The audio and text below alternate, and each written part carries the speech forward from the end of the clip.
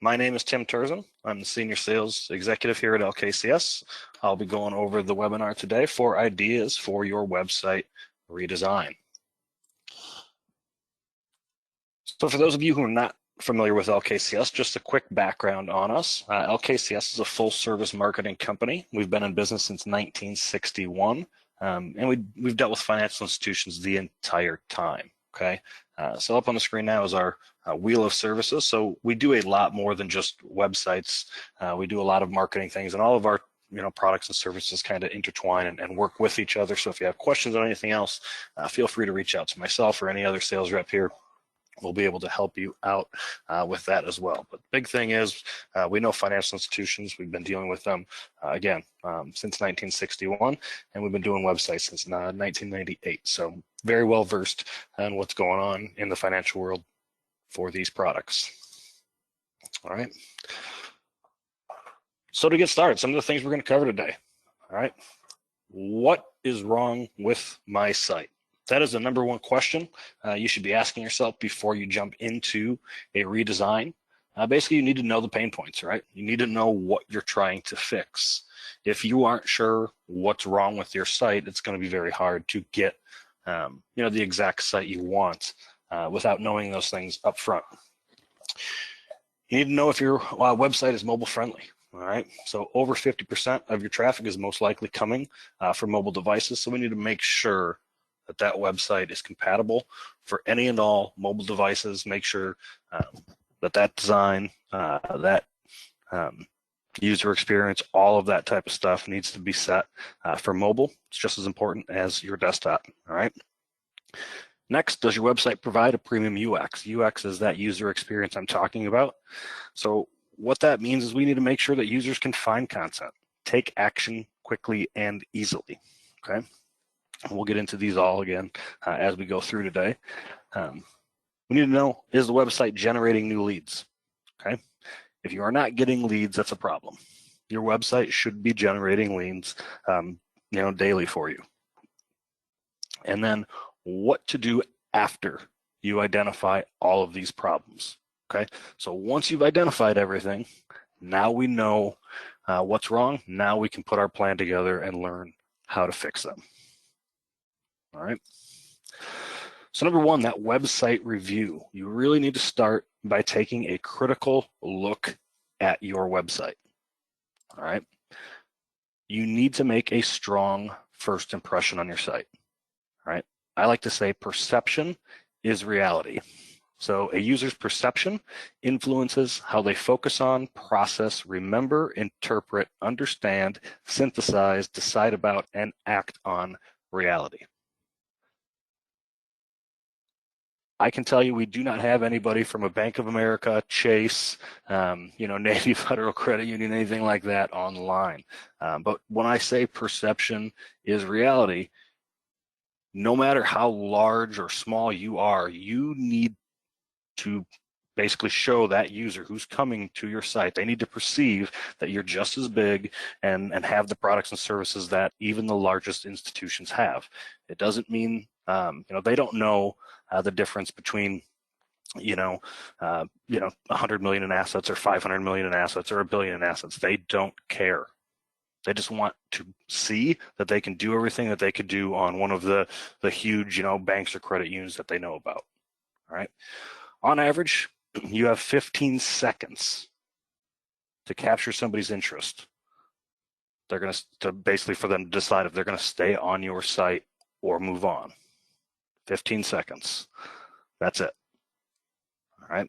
So we need to make sure that we're capturing interest off the jump. We're putting forth, our major products and services right up front, easy to find, easy to get to, and easy to maneuver. If we can't do that, we can't capture that in the first few seconds, they're going to probably leave. Okay. So we need to make sure that this part, that strong first impression, is there.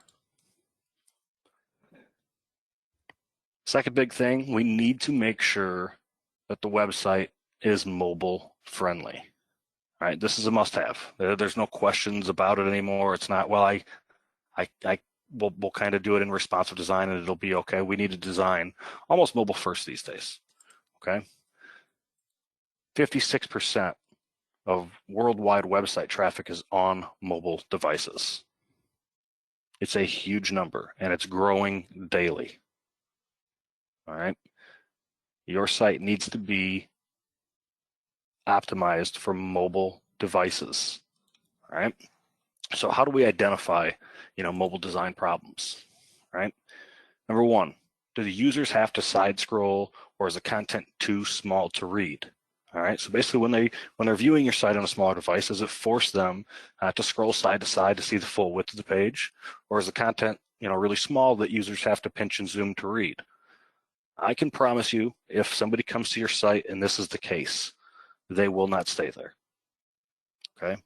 Think about yourself. If you were searching for a product or something you were looking for and you went to a site and it was not formatted for your phone and you had to pinch zoom and scroll around to try to find what you're looking for, you're going to go straight back to Google and search for the next one, okay?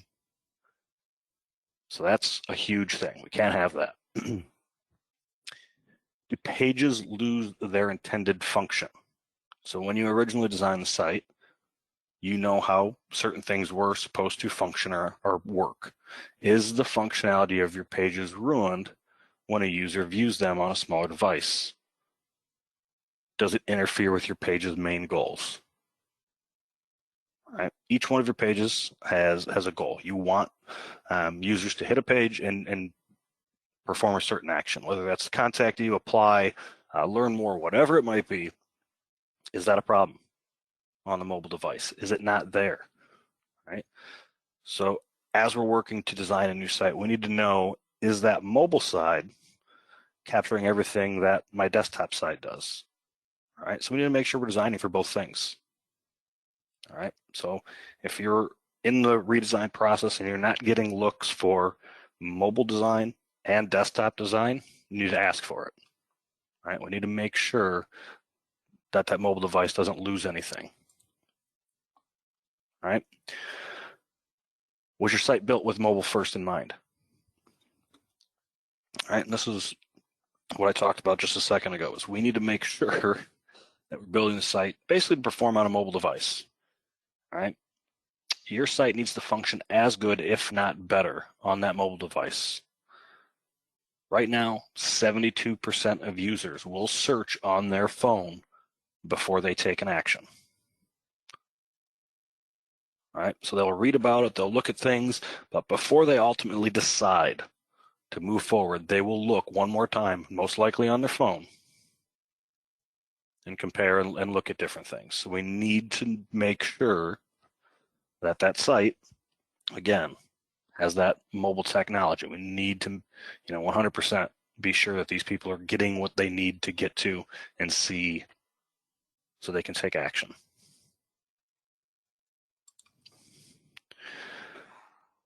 All right.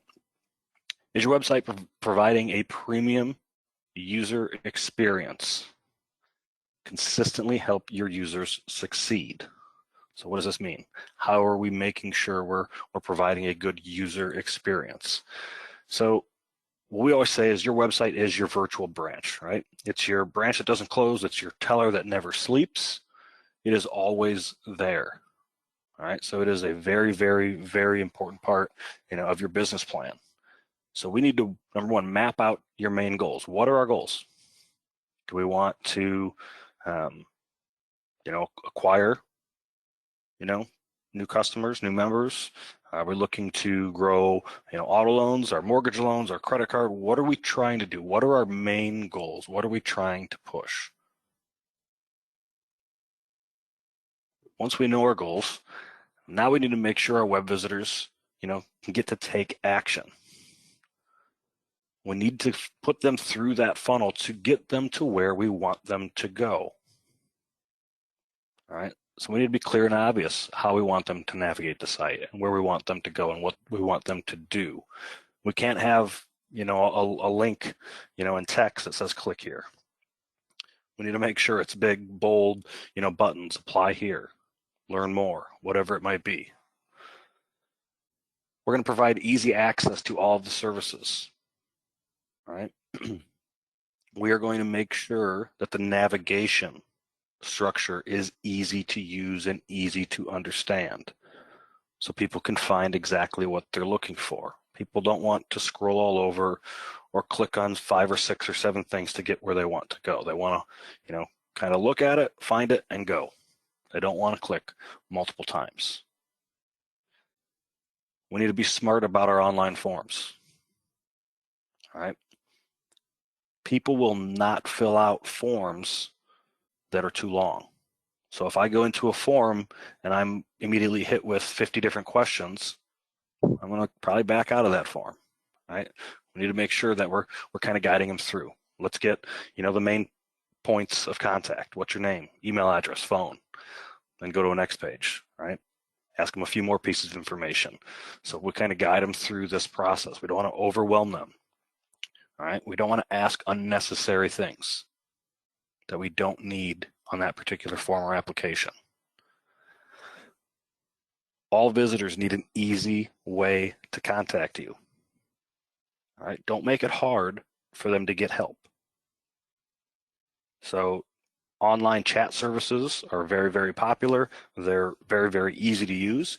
We would recommend those, but on top of the chat service, having your phone number in the header or footer, a contact form, so they can easily send a message in and hear back from you later. All of those things can really help, but don't hide those things. Put them front and center. People want to be able to get a hold of you when they need to.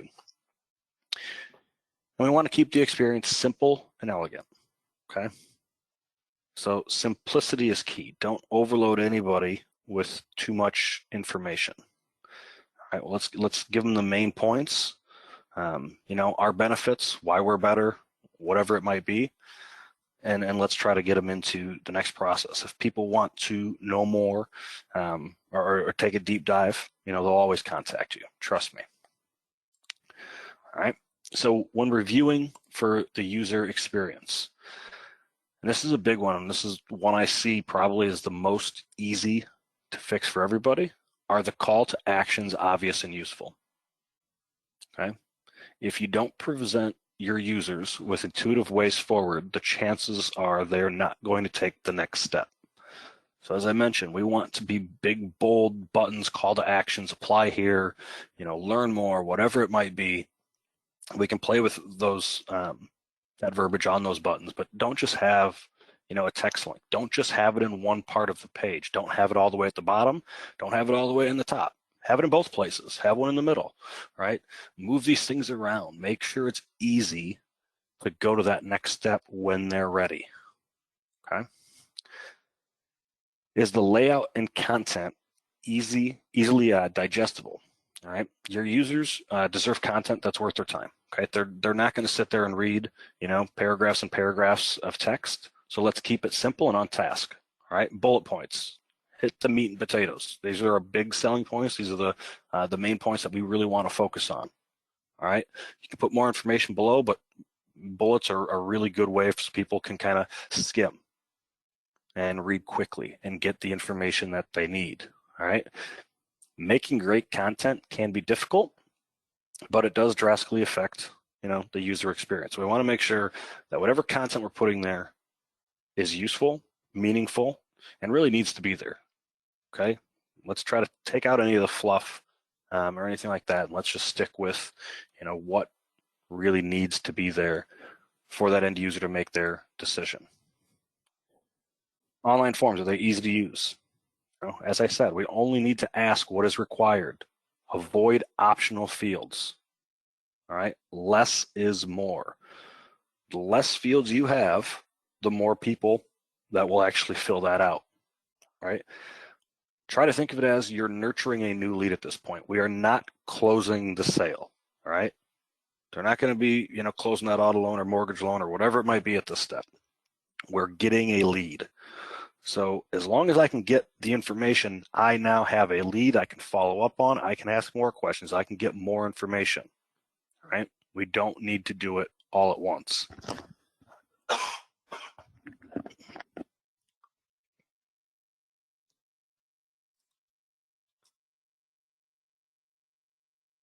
All right. Don't forget about any of the third-party services that are on your site. All right.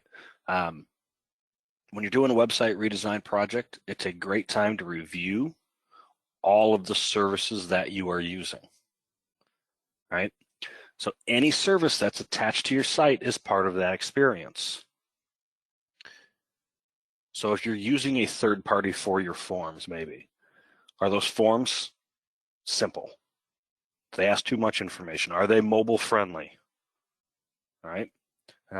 Maybe it's the online banking portion. Whatever it may be, all of those different things you use, we want to make sure they're all meeting all of our qualification criteria, and making sure that when a user goes into that, it's an extension of you, right? If it looks completely different, it doesn't function anything like your current site, or it's not mobile friendly, or it's hard to use, they're going to be turned off. Okay, so we need to make sure all of that stuff kind of lives up to what we're building here. If external services you use aren't up to par, there are tons of options out there. So, do a little bit of research if you need to. We want to make sure that anywhere we're sending, our users, it's kind of hitting, what we feel is that high-end user experience. All right, navigation. Is your navigation too complicated already? We need to sort and simplify it for the new build. All right, clear navigation makes a big difference. All right, a redesign, it's a perfect time to sort it out. Design or begin by drawing out a sitemap. Kind of figure out what pages are needed, what aren't needed, what can we combine, right? What can we do to make this easier to use? If your site has 200, 300 pages, it's a lot, right? Users aren't going to be able to digest that all quickly and easily. So how can we kind of get this down? How can we get it to a more manageable number where people can find what they're looking for a little bit easier? Use clear language in the navigation. All right, be very clear on what the products and services are.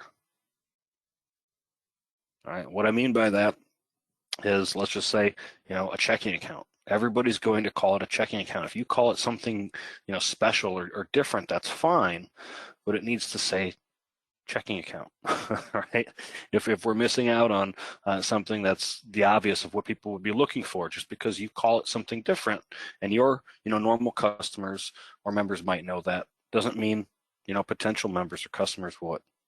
We need to make sure we're very clear with the language we're using, right? Once you know your goals, you need to keep those goals in mind, but also think about the user's goals. All right. Obviously, you have goals. You want them to convert, you want them to fill out an application or whatever it might be. Take that next step. But you need to realize what a user's goal is. So put yourself in their shoes. If I was looking for, a checking account, what are the things I'd be looking for? How would I want to move forward once I've seen the information I need? If I'm buying, a new car, what are the things I'm looking for? How do I want to move forward? Okay. So again, your goals and the user's goals, hopefully they're going to align a little bit, but we need to keep them both in mind. We can't just always have it about our goals or always about their goals. We're going to have to do a little bit of both. And if possible, do user testing. Okay, ask people to use the site.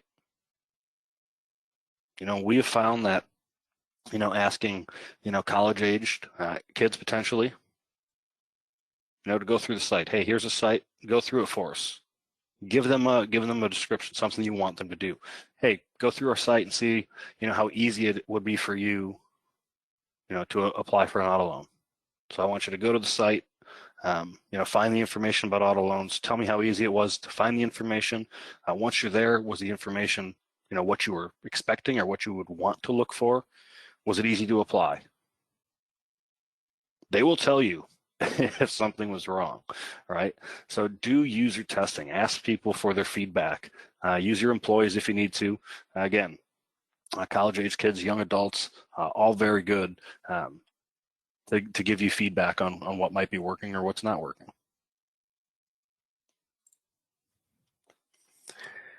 Is your website generating new leads? All right. We see a lot of websites that struggle to get leads. So here are some tips to kind of, help that out. Your website should be guiding your users to your products and services. Tracking, personalization, and automation are all great tools for lead generation. All right, so some of the things you can kind of start, thinking about. Set your goals. Your goals will inform the website design. So once you know your goals, it's going to make it a lot clearer, easier vision to really start that design process. But you're going to want to create opportunities throughout the site to funnel users into specific tracks. All right, so if they've done things X amount of times, or if they're on certain pages, maybe they can trigger certain things or know certain things, but we really need to track data, if you can. It's going to help you update and improve all of your processes over time. So the more data you can track on the site, the more people that are using the site and how they're using it, we can start tweaking things, playing with it, moving it around, changing some language maybe, whatever it might be. All of those things are going to help you leverage the data for personalization, automation, and reaching, your goals, getting more leads. All right. Setting up personalization. Data is needed for personalization and automation. Okay. Can't just happen. Right? You need the data behind it. All right. There are two processes that can be a big factor in lead generation. So personalization can be used throughout your digital marketing to more accurately focus on specific efforts. And when used correctly, it can be an effective way to create accurate campaigns. All right. So if you have the ability to personalize on your site, if you know who they are, you can start doing some personalization. Try to key into what they're thinking and when, and it's going to help drive some of those leads and, more importantly, conversions. All right, we're going to build up to automation. You need to nurture your leads, build a revenue with a marketing automation platform that makes your job smarter, not harder. Okay, so finding a platform to help you do these things is a big plus. Automation will take your marketing to another level. All right, with automation, you can use data you've collected to track users down certain marketing tracks. You can then use this to create highly personalized campaigns that connect with your target audience at the right time. All right. So LKCS has a system, for instance. All right. It's an email marketing system, but it tracks users on your website. All right. So once we send out an email, once they open that email, click anything, we now are tracking them. It's using a cookie, we'll know the pages they're on, what they're doing, how long they're spending, right? So we know, hey, if they've went to the auto page 3 times this week, they're probably interested in an auto loan right now, right? So we can then start a series of automated emails, pushing them down that auto track, okay? Talking about our auto specials, what we can do, financing, whatever it might be, but we can push them down those roads. But once you know what people are doing and when, it makes your job a lot easier. All right, so once we know these things, what are our next steps? Once we've reviewed, we realize this old site is not up to par, what are we going to do? All right, once you've reviewed, you should have a clear set of goals. All right, you should have a top 3, 5, 10, whatever it might be, set of goals ready to go. You need to share those goals with your web developers or whoever you're talking to about potentially designing or developing that new site. All right, so once you have your goals and you share, we need to talk, right? Discuss how to complete those goals. How can that developer help you complete them? What are they going to do for you? All right, make sure they have those solutions. You can have the goals and pick somebody, and if they don't have the solutions to help you, your goals aren't going to be met. All right. Think critically about your competitors and what you can do to make your services stand out. So really take a deep dive and look at your competition. Who are your main competition in your market? What do they do really well? What do you do really well? Okay. If the competitor across town, has the absolute best auto rates, their rates are better than everybody's by, half point, whatever it is, and they have a great share of the market for that, and yours, your rates are always a little bit higher, it's harder for you to come by. It's going to take more than a website redesign to meet that goal, right? So we have to be realistic of really what we're doing here, but see what they do well, know what you do well, play off that, right? Make it work for you. Reflect on what makes you unique to your audience, and then think of ways to represent those ideals throughout the website. How are you different? Why are you unique? Okay. Think about those things as you're going through this process as well. So browsing the web with a purpose, all right? There's a lot of inspiration to be found when looking at other websites. So when you're browsing and when you're doing things, when you're looking for things for yourself, whether you're shopping, or looking for something for one of the kids or whatever it might be, start thinking about how you're using these sites. What's nice about the sites you're finding? What don't you like about them, right? So identify those styles and features that work for you. Pay attention to content that connects with you. That was easy to read. That was hard to read, right? Question how some positives could translate to your new website. So once you've found things that you like, what can I do? How can I make this work on that new website, right? So always be thinking about that. And again, it doesn't have to be financial sites that you're looking at. It can be any site, anywhere, all right? All get ideas from everything. And then access your current site to know how it works or assess it. All right. So again, that's part of that deep dive at the beginning, but you really need to go through what your users are currently doing, what they're seeing, how they're maneuvering. All right. And what's working and what's not working. All right. And then most importantly, you need to keep your website relevant. So just because you've done a redesign does not mean you're finished. All right. You started, but there's a lot more to do now that the new site's up and running, right? So don't stop improving after launch. Be vigilant with your site. Stay on the lookout for new insights and ideas by collecting data. All right, so know how people are using your site. All right, if certain forms are not getting completely filled out, what should we change? How can we, tweak things? People are, sending in these forms and applications, but not these. So what's different? What's stopping them from completing the process? Experiment whenever possible. So if you have the ability to maybe do A/B testing on pages,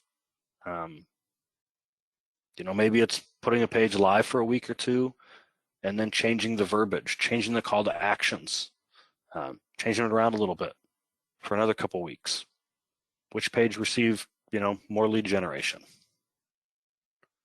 Always adapt and improve. So never be complacent with your website. Technology changes too fast for that. You always have to be on the lookout for the latest and greatest and kind of keeping on things, right? And whoever you pick for a web design partner should help you do these things, honestly. But definitely don't sleep on it or think that they're going to do it for you all the time. So you always want to kind of keep your eyes peeled and ask questions, to those developers when you can. All right. That is everything I have for you today. So again, I appreciate it. My contact information is here on the screen. If you have any other questions, thoughts, concerns, feel free to reach out to me. Call me or shoot me an email. I will stay on the line here and answer any questions that might come in. But again, I appreciate everybody's time today, and we look forward to talking to you guys next month. Thank you.